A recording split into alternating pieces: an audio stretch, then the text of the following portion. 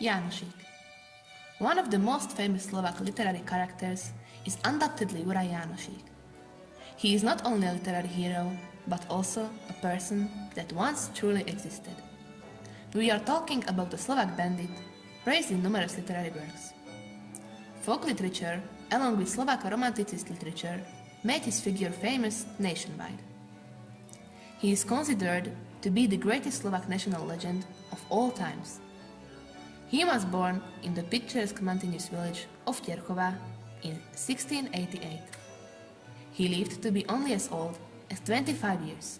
However, this time was long enough for him to show his utter devotion to the poor and the weak to whom he protected and helped his entire life. Jánošík was born into a poor family. For this, he worked a lot even as a child to help his parents. They lived on an estate that belonged to Count Jakub Löwenburg. His father's name was Martin Jánošík and his mother's Anna Čišníková. He had an older brother Jan and two younger brothers, Martin and Adam. The young man will grow out of him. Let's name him Juraj. Juraj Jánošík. The thought of a bandit's life first crossed Juraj's mind when he overheard his father talking to a neighbor about the constant punishments and beat-ups they had to face from their count.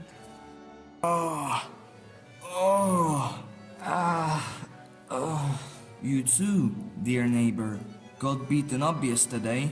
Yes, me too. It hurts so much. Here and here and here too. How many times did you get hit? 1, 2, 3, 10 times. I got even more. 12 times. Neighbor, do you know what I've been thinking about since yesterday? What about? That it can't go on like this anymore. And did you know that something very similar crossed my mind when I was getting beaten up yesterday? The lords keep increasing our work. We are slowly forced to work more on their fields than on ours. As far as we own any, of course. And what shall we make a living from? The lords are not concerned about that. Only if there is someone we could count on. Someone to count on. To treat on the lords a little bit. Do you think so? Yes, I do. Ducats, bandits. Exactly.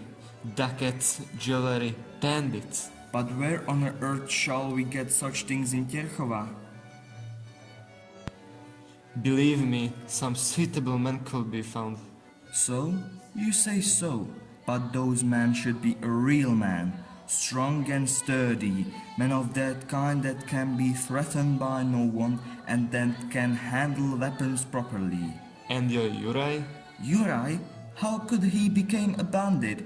He wouldn't hurt a fly. Upon hearing these words, Juraj had no other desire than to prove his father his worthiness. He wanted to take revenge for the constant slavery and hardship that the lords imposed on the poor.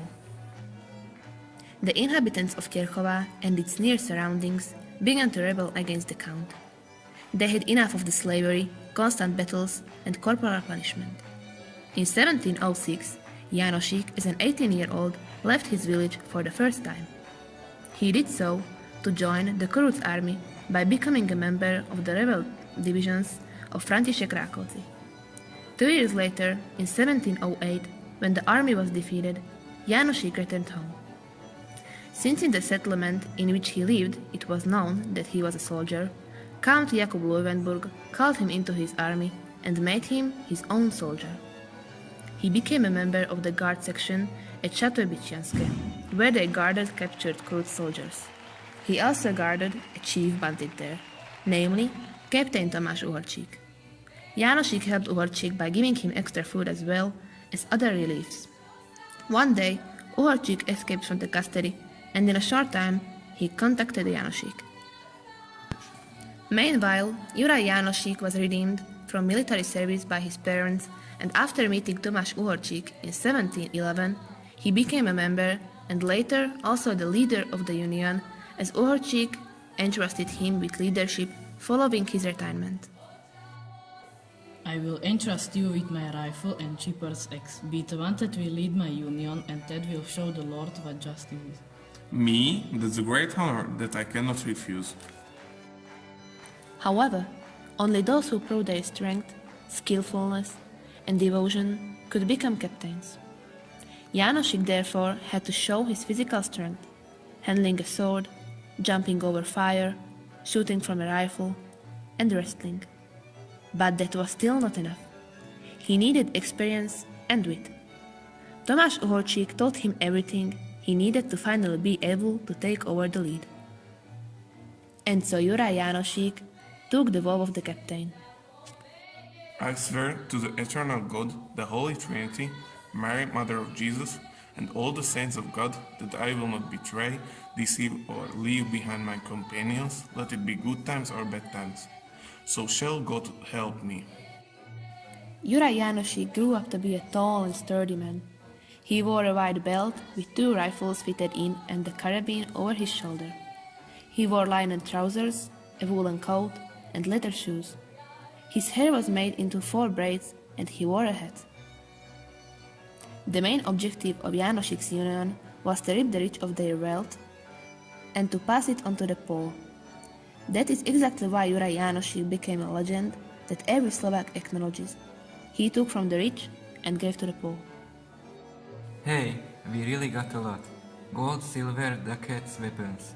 What shall we do with it, Captain? We shall keep the weapons, for they will serve us in our next battle.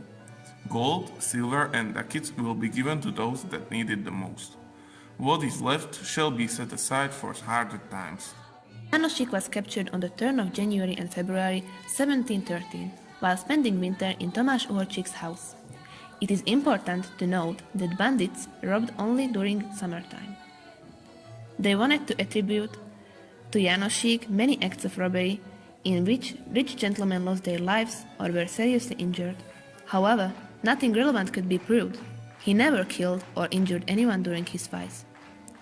Despite being tortured on March 17, 1713, he did not betray a single bandit from his union, keeping his promise of the captain.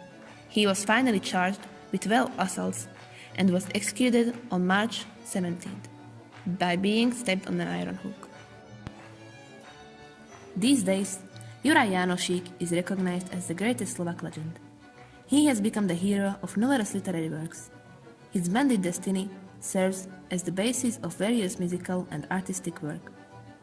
Every Slovak knows his name and is able to describe who he was and what he did. A considerable number of places, hotels, settlements, etc. carry his name. This is how this young bandit lives on in literary works as well as in the heart of Tirchova, even in the present day.